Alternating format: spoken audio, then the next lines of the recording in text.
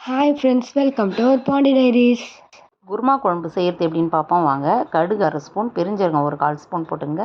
பட்டை 2, கிராம்பு 2, ஒரு அன்னாச்சி பூ எல்லாம் போட்டு பொரிய விட்டுருங்க. வெங்காயம் ஒரு 2 வெங்காயம், 2 தக்காளி, இது ரெண்டுத்தையும் வெங்காயம் தக்காளி நல்லா வதக்கிட்டே இருங்க. அது கூட ஒரு 1/2 ஸ்பூன் அளவுக்கு இஞ்சி பூண்டு பேஸ்ட்டு போட்டுங்க.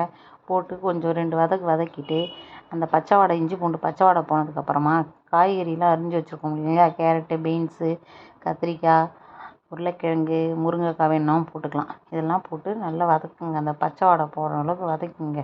இந்த மசாலா வாசனைலாம் போகணும், வதக்கணும்.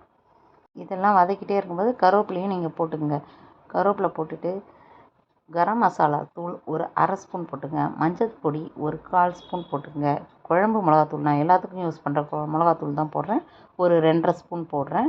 உப்பு தேவையான அளவுக்கு ஒரு 3/4 ஸ்பூன் அளவுக்கு போட்டுக்கங்க. போட்டு நல்லா கிளறி விடுங்க. கிளறி விட்டுட்டு ஒரு 3 டம்ளர் தண்ணி ஊற்றிட்டு நீங்கள் குக்கரை க்ளோஸ் பண்ணிவிட்டு ஒரு 3 விசில் வச்சுட்டு ஆஃப் பண்ணிவிடுங்க. ஆஃப் பண்ணிட்டோடனே தேங்காய் அரை மூடி, ஒரு ஸ்பூன் பொட்டுக்கடல, 1/4 ஸ்பூன் பெருஞ்சீரகம், இது எல்லாத்தையும் நல்லா பேஸ்ட்டாக அரைச்சிடுங்க. அரைச்சிட்டு நம்ம வேக வச்சுருந்தோம் இல்லையா காய்கறி, ஊற்றிட்ட உடனே நமக்கு தேவையான அளவுக்கு தண்ணி கொஞ்சம் வேணும்னா ஆட் பண்ணிக்கோங்க. இப்போ திக்னஸ் உங்களுக்கு வந்துடும். இப்போ ஒரு கொதி வந்தோடனே ஆஃப் பண்ணிவிடுங்க.